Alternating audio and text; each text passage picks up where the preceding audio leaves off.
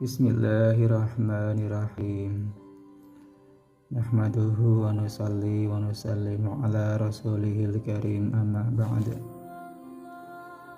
Hadirin teman-teman yang dimuliakan Allah Subhanahu wa ta'ala,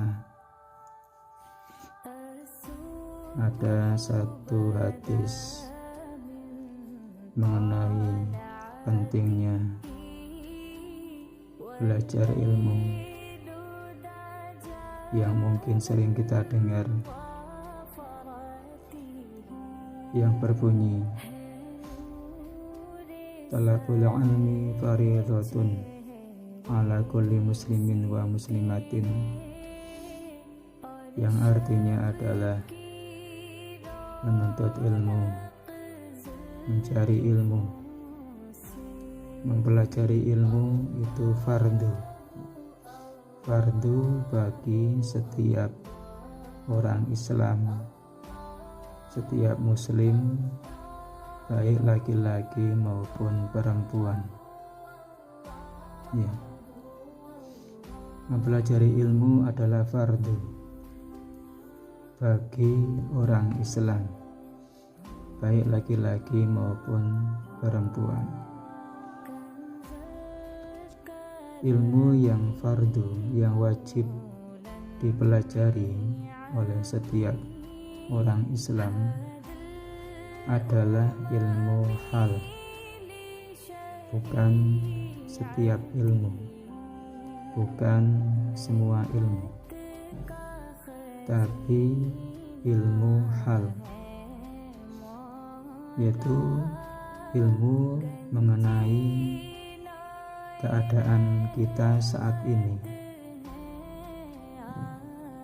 Saat ini misalkan kita sudah balik, sudah wajib sholat, maka kita harus belajar ilmu mengenai sholat, belajar mengenai apa saja yang membuat sahnya sholat, belajar apa saja yang membuat rusaknya sholat, batalnya sholat. Tuh. Ya. Jadi yang wajib dipelajari adalah ilmu hal, bukan semua ilmu. Ilmu nahwu, ilmu shorof, ilmu bahasa Arab, ilmu tafsir dan sebagainya. Nah, tidak semua orang Islam wajib mempelajarinya.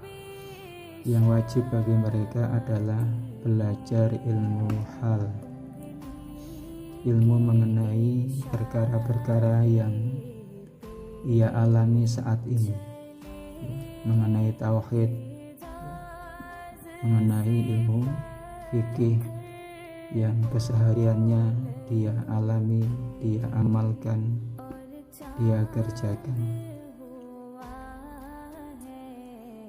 Kemudian juga dia harus belajar mengenai keadaan sholatnya, bagaimana keadaan ketika sehat, bagaimana mengerjakan sholat ketika dalam keadaan sakit, ketika dalam perjalanan, ketika di rumah.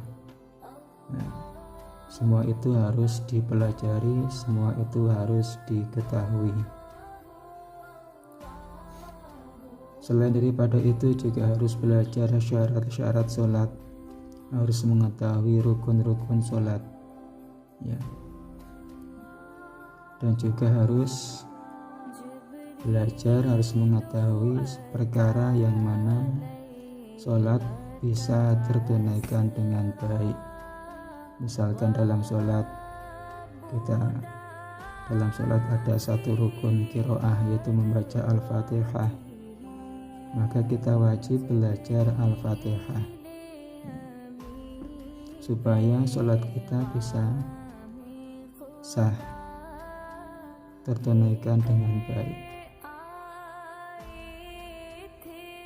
Selain belajar perkara-perkara yang wajib seperti itu, juga wajib juga bagi kita untuk belajar mempelajari perkara-perkara yang menjadi perantaranya, yaitu semisal wudhu. Wudhu adalah perantara untuk sholat. Sholat kalau tidak wudhu terlebih dahulu, maka sholatnya tidak sah. Maka belajar mengenai wudhu itu pun menjadi wajib, karena dengan tertunaikannya wudhu yang sah, maka akan tertunaikannya sholat yang sah. Jadi perkara yang menjadi perantara wajibnya sesuatu, semisal sholat, maka mempelajari perantaranya pun juga menjadi wajib. Ya, banyak berarti nanti sangkutannya banyak itu. Wudhu harus tahu bagaimana cara wudhu, kemudian cara toharoh, ya, gimana cara toharohnya, maksudnya itu dalam menghilangkan najis, mengangkat hadas, mandinya, itu sangkutannya banyak itu. Makanya kita harus belajar, ya, belajar mengenai air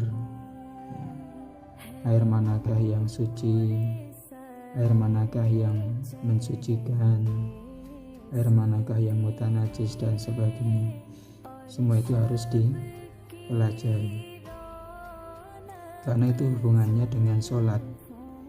Kalau sholat wajib berarti mempelajari ilmu sholat, perkara apa saja yang membatalkan sholat dan sebagainya, dan juga yang menjadi perantaranya yaitu wudhu, tayamum, mandi, menghilangkan najis, masalah air.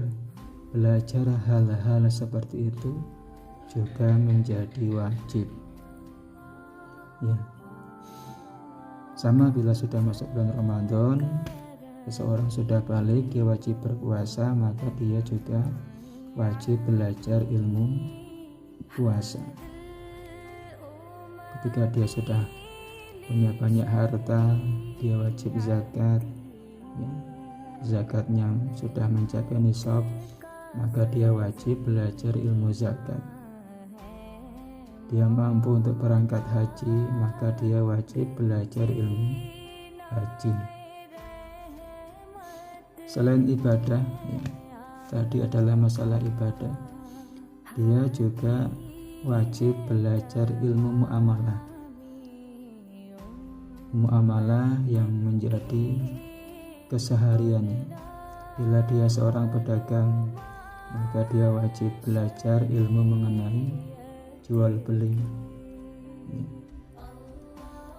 Bila dia seorang pebisnis apa saja, muamalah apa saja, bisnis apa saja, dia wajib mempelajari ilmunya, ya, mempelajari ilmunya supaya tidak jatuh ke dalam perkara yang haram, dikarenakan hasil pekerjaan kita, ya, itu akan dimakan oleh anak istri kita.